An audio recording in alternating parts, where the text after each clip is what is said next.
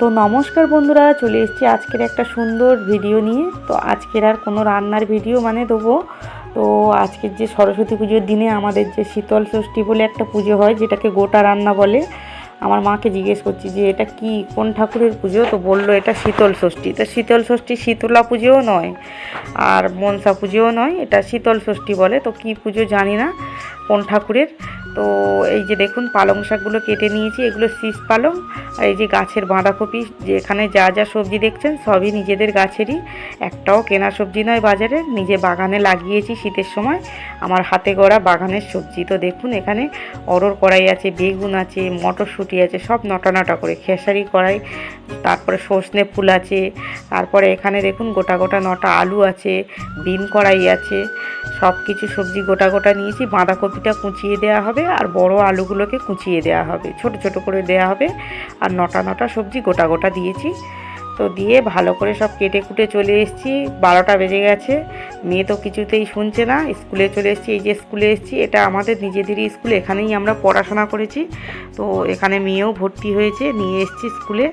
তো এখানে আসবার পথে আমাদের বাড়ির সামনে আছে ইস্কন মঠ। তো মঠে দেখে একটু মেয়েটা বলছে মা একটু যাবো, তো আমি চল একটু সামনে, আমাদের বাড়ির সামনেই একদম।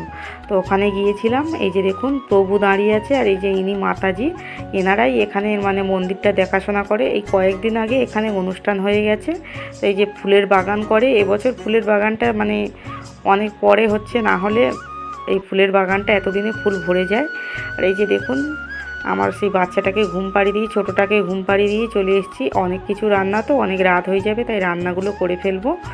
তো এখানে একদিকে কড়াই তেল দিয়ে দিয়েছি, গুড় পিঠে করবো। আর এই যে সবজিগুলো কেটে রেখেছি দেখছেন, তো এগুলো সব ওই যে গোটা রান্না হবে, এগুলো দেখবেন করলে একদম একটুখানি হয়ে যাবে। এই যে খেসারির ডাল, এটা চচ্চড়ি হবে, ডাল চচ্চড়ি বলে। আর ছোলা ভিজিয়ে রেখেছি, ছোলাটা ওই যে গোটা রান্নাতে দেওয়া হবে। এই যে মশলাপাতি বের করে নিয়ে এসেছি। আর এখানে আছে ডাল চচ্চড়ি হবে, এটা গোবিন্দভোগ চাল, পায়েস হবে, গুড় দিয়ে গোবিন্দভোগ চাল দিয়ে পায়েস হবে। আর আলু ভাজা হবে। তো এখানে গুড় পিঠেগুলো করে ফেলবো। আর এদিকে ভাত বসিয়ে দিয়েছি, আস্তে আস্তে এগুলো হবে। তারপরে এই যে কড়াইতে এতে আলু ভেজে নেবো। আর আলু ভেজে নেওয়ার পর এইবারে ডাল চচ্চড়ি একে একে সবগুলো করে নেবো। আর মা একদিকে ওই যে ভাত যেদিকে বসানো আছে ওই দিকটাতে ওই যে গোটা রান্নাটা করে ফেলবে। এইবারে অত বড় কড়া, এবারে এই যে ছোটো মতো নুন, তো দুদিকে তাহলে আর বসবে না জানেন, তাই একটা কড়াতে করব। তো আস্তে আস্তে অনেক কষ্ট করে করতে হবে। দেখছেন তো কড়াটা ছোটো কালো লোহার কড়া, তো এই কড়াইতে করব।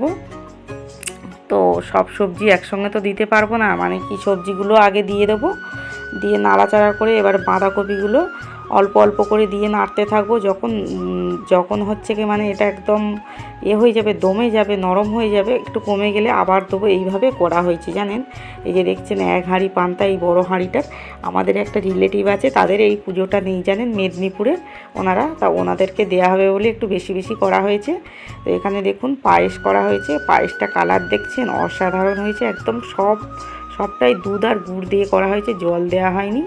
তো এখানে দেখুন আর করা হয়েছে, এখানে এই যে পায়েসটা খুব সুন্দর হয়েছে দেখছেন তো, একদম বসার। এই শুকনো পায়েস না করলে কি হবে, নষ্ট হয়ে যাওয়ার চান্স থাকে, তাই সারাদিন থাকবে, তো তাই একটু শুকনো শুকনোই করা হয়েছে।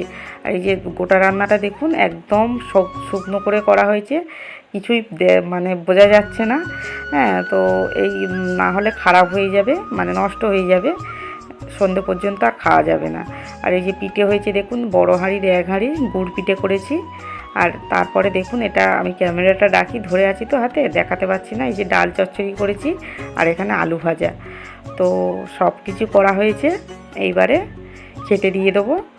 সকালবেলা পুজো দিয়েছে, ঠাকুরের পুজো দিয়েছে, তারপরে খেতে হয়। তো কেমন লাগলো ভিডিওটা আপনারা কমেন্টে জানাবেন। আর যদি ভালো লেগে থাকে চ্যানেলটি সাবস্ক্রাইব করে আমার পাশে থাকবেন আরও নতুন নতুন ভিডিও দেখার জন্য। তো আপনারা কেমন লাগলো ভিডিওটা প্লিজ কমেন্টে জানাবেন।